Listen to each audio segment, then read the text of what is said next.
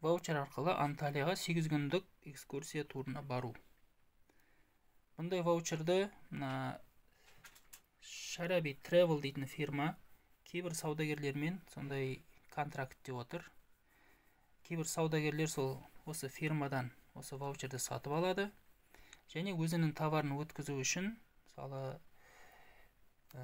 өзінен зат алған адамдарға осыны сыйға тартады. Осыны ваучер дейді.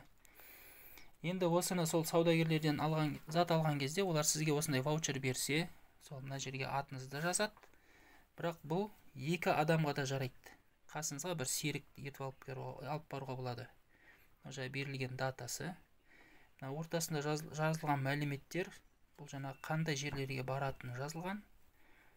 Жаңа байланыс телефон номерлері, байланыс инстаграмы. Алматы қаласында орналасқан офистері. Міне осындай ваучерді алғаннан кейін страховка төленеді үстіне. Страховканың бағасы бір адамға 35 мың, 2 адам баратын болса 70 мың. Әрі қарай тағы да қосымша қандай ақшалар жолда төленетінін айтып отыратын болам алдыда. Ваучер алғаннан кейін ваучердің бағасы страховкаға сіз 35 мың төлейсіз, сонда 2 адамға 70 мың болады және өзіңіздің қаражатыңыз арқылы Анталияға жетіп алуыңыз керек. Енді самолеттің құны әртүрлі болады. Егер шамаңыз келсе, ертерек алдын ала жартылай рейске алып қойсаңыз арзан шығады, 30 мыңға жетпеуі мүмкін. Және билеттер әртүрлі болады. Өзіңізбен бірге сумка алып барсаңыз, кішігірім салонға шамал қосылады. Багажға үлкендеу сумка салсаңыз, тағы да қосылады. Онда ескеру керек. Мысалы, бізге 60 мың шықты, Чимкенттен Анталияға ұштық. 64 мың ба, 62 мың ба сондай шықты. Енді біз полный не алдық. Өзімізбен бірге салонға және багажға да үлкен сумка алдық. Сол себептен сондай бағаға шықты. Автобуспен күтіп алады сізді Анталияда. Күтіп алып, сізді Анталиядан гостиницаға дейін алып барады. Соған $10 алады тағы да. Және шығарып салуға тағы $10 алады адам басына. Сонда бір адамға автобуспен күтіп алып шығарып салған $20 қосылады тағы да.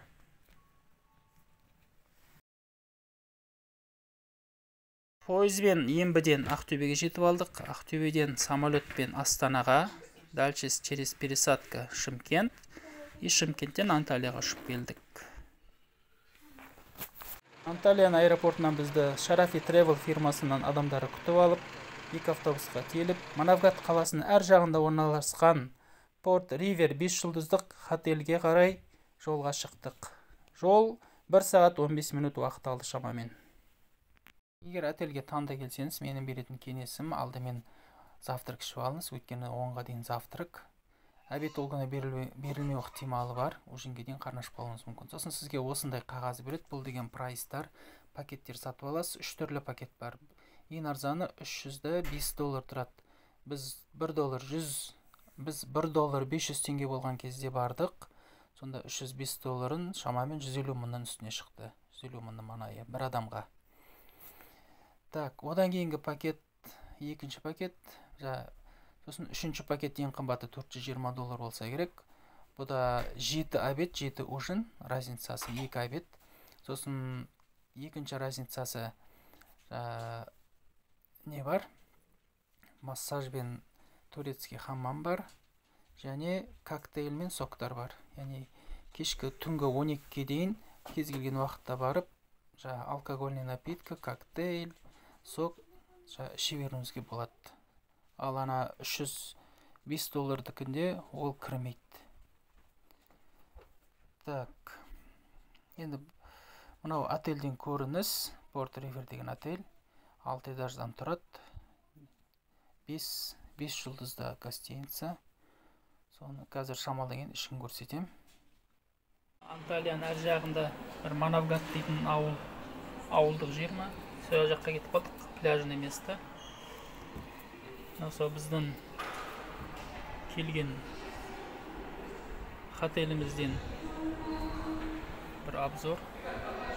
6 этажы сондай. Біздің комната.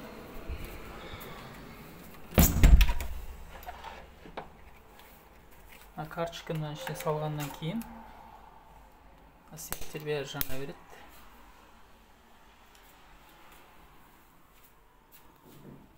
Так, раковина, умывальник, туалет, мынау душевой кабинкасы,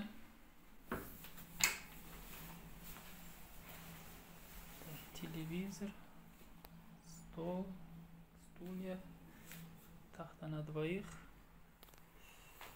мынау киім шкафы, сейфпен бірге, мынақта да полка. Мынау жаңа балконға көрініс.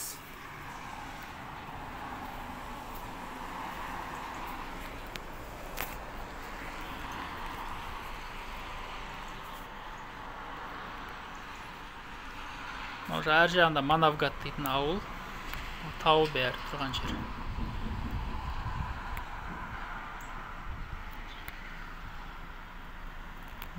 Осы маңайда теңіз бар, әлі теңізге барған жоқ, біз енді орналасып отырық. Балконымыз. Бүгін біз самолеттан түскенде жаңбыр құйып тұрды. Күн ашылады шығар деген ойдамыз. Осы біздің комната. Ағаштары біздің ауылдың ағаштарында емес, қара ағашты қарадым, қара ағаш таппай отырмын. Басқаша ағаштар. Жалпы Анталия деген мықтандай не жер екен. Көкөніс өсетін жағалай теплицалар, теплицаларда келген банан, андай тропиковый растениялар, помидор қиялар былай да өсіп жатады. Нағыз біздің Қазақстан Россияға экспорт жасайды екен осы Анталия жақтан. Так, егер келем деп жатсаңдар, мына жақта отельдің аты Порт Ривер деген. Мынау біздің гостиницаның дворы. 6 этаж плюс подвал бар.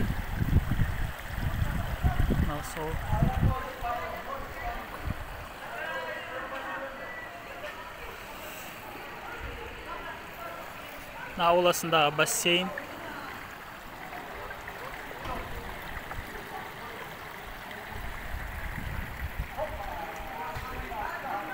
Арақ сататын жер. Нам там не место. Здесь наше место. Экскурсиямыздың бірінші күнінде гостиницаға орналасып шамалы демалып алдық. Одан кейін теңіздің жағасына бардық. Теңіздің жағасы гостиницамыздан шамамен 500-600 метр жерде орналасқан. Ноябрьдің соңғы уақыттары болғандықтан теңізде көп адам бола қойған жоқ. Тем более дала қатты жел әрі бұлтты болды. Әр жерде бірен-саран Қазақстаннан, Россиядан келген туристер сол суды кешіп жүрді. Біз де енді жерорта теңізіне суға түсіп көрмегендіктен міндетті түрде суға түстік. Су бізге қолайлы әрі жылы болды. Әсіресе мына су толқынға түскен өте күшті екен. Өте жақсы әсер алдық. Өйткені мына мойыннан келіп тұрған су бір кезде жоқ болып кетеді. Сосын шама биік толқын келіп 3-4 метр аспанға көтеріліп лақтырып жібергенде кәдімгі күшті әсер алады екенсің. Бұған дейін де теңізге түстік, бірақ Каспий теңізінің жағалауына, Иран жағынан, Ақтау жағынан және Мрамор теңізге түстік Стамбулдан, бірақ мына жерорта теңізіне түсіп көрмеген едік, тем более мынандай толқынды өте күшті әсер алдық.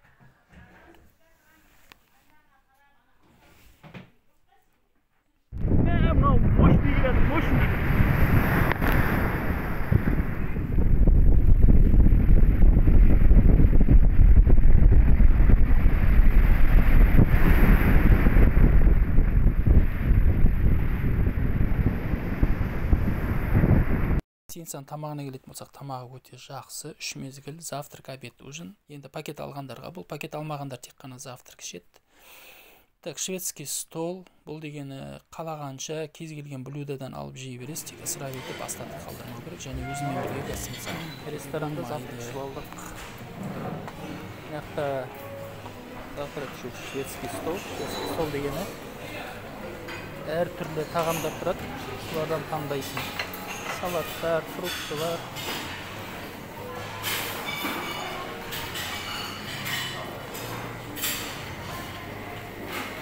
Брынза, сырлардың әр түрі.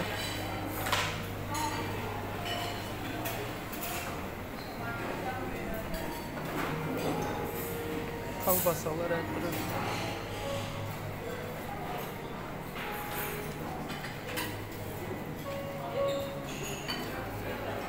әрқайсысынан дегустация жасап қойып аласың.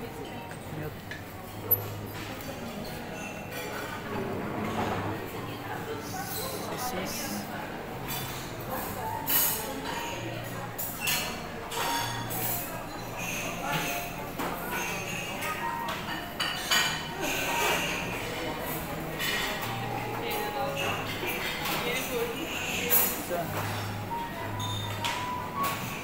Вот варенье.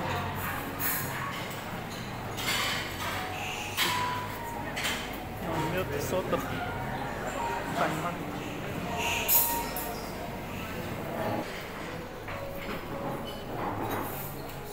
Сок, чай.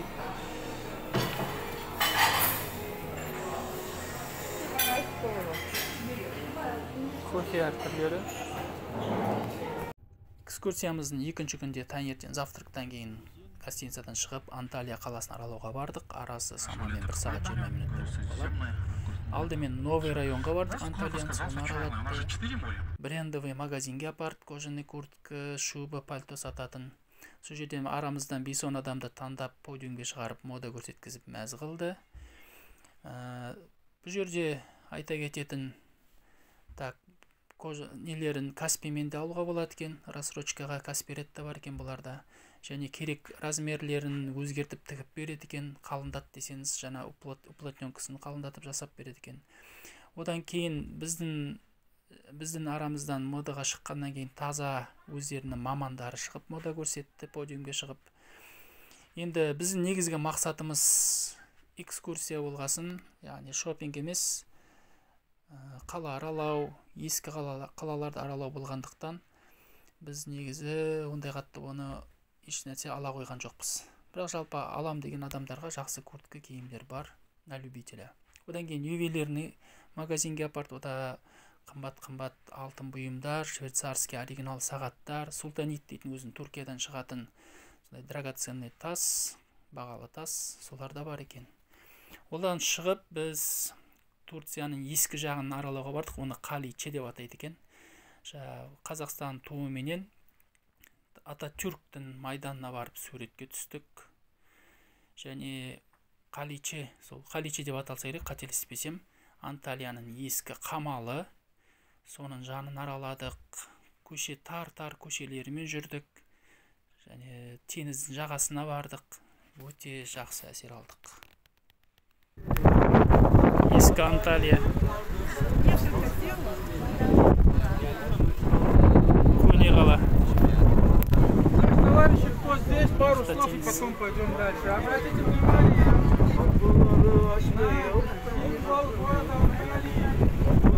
Жерорта теңізі.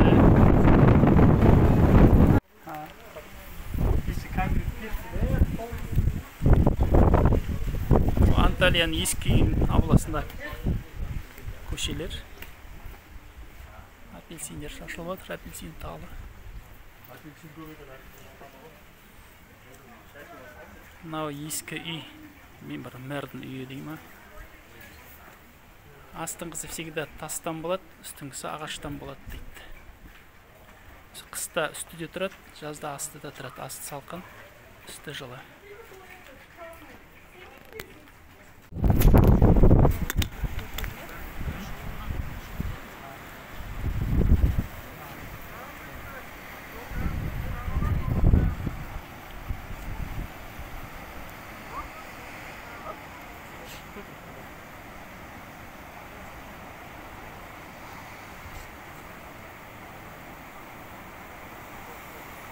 Алыста еще тау тұр.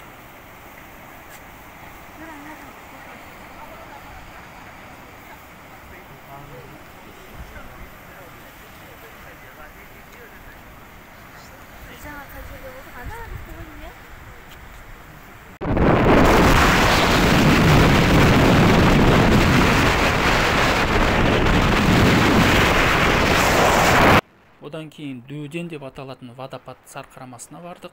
Ол Манавгат өзенінің теңізге құятын жерінде тұр. Ау, теңіз! Мына жағы цветі жасыл, одан кейін ар жағы қап-қара.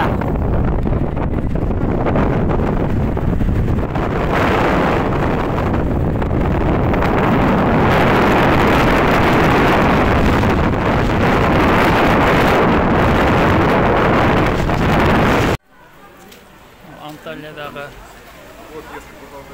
Римский империяның кезіндегі стена, қамал. Мынау римский император Адриан деген соған арнап салған арка. Адрианские ворота деп айтылады.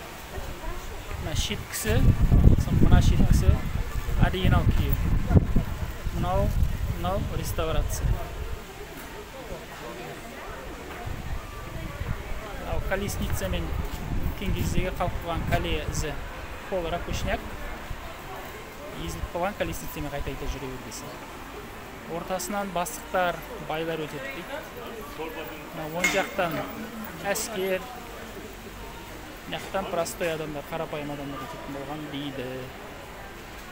Осының үстінде бронзовый статуя болған, статуя колесницамен римский император қасында әйелі қылышын аспанға көтеріп тұрған. Үстінде болған осы воротаның. Бірақ ол данный момент жоқ. Бір кезде біреулер басып алған кезде жоқ қылып тастаған.